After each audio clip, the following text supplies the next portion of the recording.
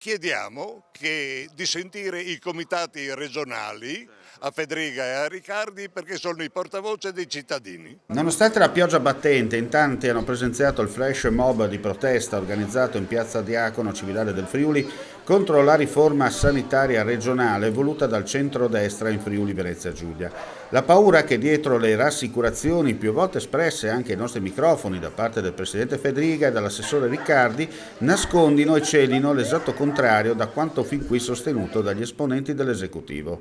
La gente chiede chiarezza e questi eventi servono proprio per mantenere viva la fiammella di speranza. Non a caso la scelta di presenziare nell'Agorà della città ducale con il presidio ospedaliero, altro nodo, anzi groviglio, che coinvolge i pazienti dell'area di Cividale e dell'intera Slavia friulana, tra punto di primo intervento e ospedale di comunità. I comitati regionali di Cividale, Gemona, Maniago e Sacile oggi e Valli del Natisone protestano contro le privatizzazioni e contro l'accorpamento del punto di primo intervento all'ospedale di comunità. Questi che sono presenti sono tutti i sostenitori del comitato Io voglio l'ospedale a Cividale e i cittadini di Cividale chiedono anche i medici di base, non solo a Cividale ma anche nelle valli del Natisone e del comprensorio cividalese.